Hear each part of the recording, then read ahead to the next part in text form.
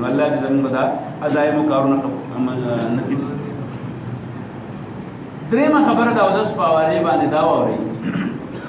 چې د اودس په دوران کې څه ذکرونه مونږه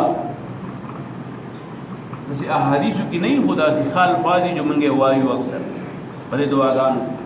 د یو سپینګیری سړی و مشر و هغه اودس کوه ما هغه داسې پر اودس جوړولو کې یو دی نږدې ناست نو پټه پټه دعا کوله. اوس ما ته پته نه لګي چې دا بیا د چا نه یاده کړې وه په دې اودس کوي یا الله ته زما نه راضي شي اودس رانه راضي شي چې بیا رانه چرته هم خفه مه شي. اوس ما ته خو دا دعا نه ده یاده چې دا په کوم ځای کې راغلي وو خو د هغه سړي هغه الفاظ مې ډېر زیات خوښ نو چې زما خوښ شو نو اوس د الله تعالی خوښ شوي دي. زما غوندې سړی چې هغه په خپله ذکر نه شي کولی او د بل یې داسې دعا واورېده نو چې په ما یې دونه اثر وکړو نو الله تعالی به وله بدلې نه ورکوي. بهرحال خو زه دا نه یم چې دغه سنت دي دا دعا کوئ. رسول الله صلی الله علیه وسلم فرمایي کوم سړي چې اودس وکړو من توضع چا چې اودس وکړو او اودس یې داسې ونه کړو لکه څنګه چې تاسو دلته کې دا کشران لکاني نه یا چې چاته دي یا چې چا چرته چاله ټیم ورکړی یا کاروباري دکان کې چرته انتظار کوي نو زر در چې ټک ټکو د بل سره خبرې کوي که موبایل ورسره یې موبایل یې غوږ ته نیولی خپینځي او لاسي او دغه ته اودس نه وایي دغې ته صرف هغه او زه دا نه ویم چې الله به ورله ثواب نه ورکوي د الله تعالی سره معامله د زما او سره څه کار دی خو قانوني طور دومره ده چې قانوني طور دغې ته اودس نه شي ویلی دغه بس مخې وینځو لاس یې وینځو وینځل شو خو هغه کوم چې د فضیلت والا اودس یا غسل لی نه دی رسول الله صلی الله علیه وسلم ورسره ټکې وایي په احسن وضوءه او دا خپل اودس یې ښایسته وکړو خپل اودس یې ښایسته وکړو ښایسته اودس کې دام دي چې درې ځلې ووینځو مسواک یې پکې وکړو دغه شان که پوزه ایندي نو چې هغې کې ښه باقاعده استنشاق پکې وکړي دغه شان یې که لاس ایندي نو چې په هغې باندې لاس راکاږي ورباندې چې د اوبه یې پوستې کې ته ورسي دې ته ښایسته اودس ورکوي اودس یې ښایسته وکړو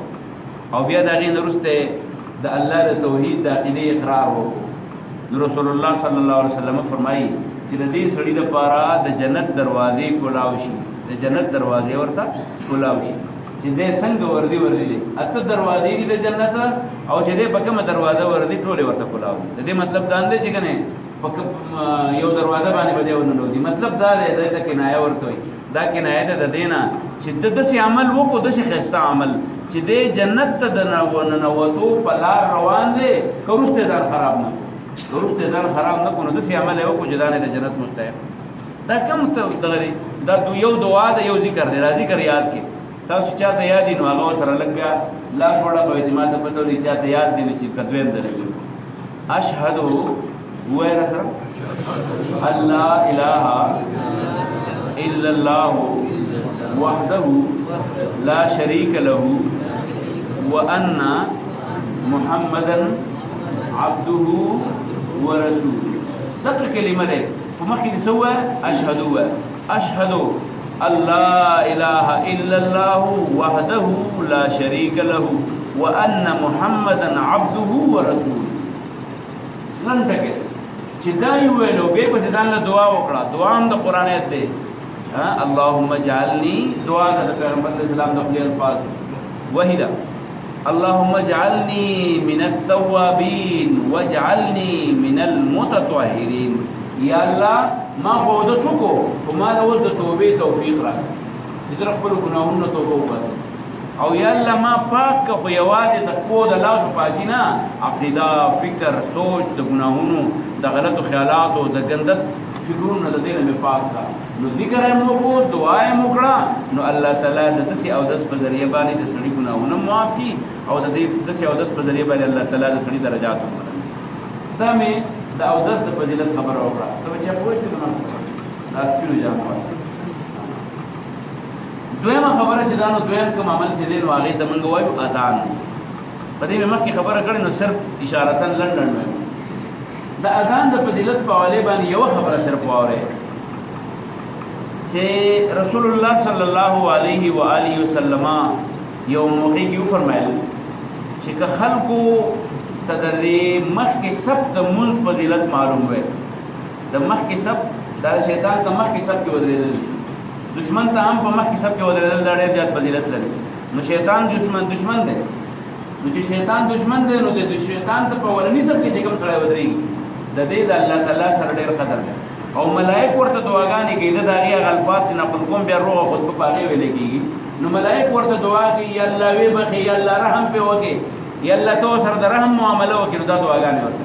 نو مخکې صف والا دویم چې را کوم خلک اذان کوي نو دا اذان والا او د مخکې صف والا چې د الله تعالی سره کوم قدر دی نو رسول الله صلی الله علیه وسلم فرمایي که دا خلک ته خبر شو دا به بیا جګړې کوي څوک وایي د ما څه به تقسیمې څوک وایي د سار به تکې ما دیګر به دکوما څوک به وایي چې نه او بیا چې په دې اذان کې بعضې خلک ایګان دې خلاص صرف لوډ سپیکر یې لګولی او بس چې خلکو ته پته وي بانګ یې وکړو بعضې خلک داسې زموږ یو نیکه الله دې وبخښي هغه افغانستان کې بیا شهید شوی بابا شهداد نور د هغه د بانک سره ډېره زیاته وي نو هغه چې دا بانک کوو نو د سر د یختونه والا د خپو د ګوتو رسوکو پورې دا ټول بدن به ډقېدو د الله اکبر سره به ځان له حرکت و د ارشدو سره به ځان له حرکت و سم نو موږ ورته وایي چې دا دونه خو دغه ولیکې ویزیم چې زما د اذان څونه ورسي که نه چې زما څونه د اواز دی چې دا بل طرف ته ورځي نو په هغه وخت کې خو زه نه پوهېدم چې دا واقعي دونه زیات هغه یو ځل په کلي کې بانک وکړو د ماسپښین نو بیا بارامبټ ته راروان نو لارې کې بل جومات دی نو په هغه جومات کې بانک نه وشوی خلک پکې نه ورغې هلته یې بانک وکړو بیا دا نه روان شو دارالعلوم ته راورسېد دارالعلوم کې به بانک ناوخته کېدو نو په دارالعلوم کې بانک نه وشوی ورغې نو په یو ماسپښین کې 3 بانکونه بانک سره دونه شو نو په دې بانک کې یوازې بانک کول نه په دې بانک کې د بل نه ښایسته بانک کول د بل نه تیز بانک کول د بل نه خپل اواز تیز رسول رسول الله صلی الله علیه وسلم د دې متعلق وایي که دې خلکو ته پته وی چې په دې تعظیم یعنی د یو بل نه په اذان کې تیزوالی کول او ډېروالی کول او ښایستهوالی کول که د دې ورته پته وی نو جنګ به یې پې کولی جګړه به یې پې کولی اگر چې جنګ کول جګړه کول په هېڅ کار کې چې دی نو هغه پسندیده عمل دی رسول الله صلی الله علیه وسلم فرمایي جنګ به یې پې کولی یعنې د دې جنګ کولو د الله تعالی د اذان کولو اوس تاسو به وایئ چې یاره دا خو چې چا بانک کړی دی نو د هغه فضیلت بیان شو نو دا خو موږ ټول محروم شو نو رسول الله صلی الله علیه وسلم فرمایي چې کوم سړی بانک کوي خلک رابلي مانځه ته دته چې څومره ثواب میلاویږي نو چې دا کمې اوري که نه او هغه ورته چپ شي خاموش شي ورته او د هغه سره هغه الفاظ پټ پټ وایي نو هغه ته چې څومره ثواب میلاویږي دونه ورسره ده مونږ چې بانک شروع شي مونږ به خپل ویډیو ورته نه بندو خپل کاروبار ورته نه ودرو خپل تقریر ورته نه بندو مونږ وایي دا بس خیر دی یاره دا څو پورې بانکونه دا مونیان لیونې شوي ضروره چې بانک شروع کړي په کلونو باندې بیا بانک نه ختمېږي زمونږ دغه فکر نو دا پکې درېیمه خبره چې وانو د اذان په حوالې باندې دویمه په دې سلسلې کې یوه خبره بله واورئ چې رسول الله صلی الله علیه وسلم فرمایي چې په کوم کلي کې بانک کېږي بانک د سارې بانک وشي الله تعالی د دې یو مؤذن په دې اذان باندې د ماښامه پورې دا ټول کلی د عذاب نه محفوظ ساتي دا ټول کلی د عذاب نه محفوظ د ماښام پورې ساتي او چې د ماښامې کوم بانک وشي نو د دې یو بانک په وجه باندې د سهاره پورې الله تعالی دا ټول کلی د اجتماعي عذاب نه ساتي څونه لوی عمل دی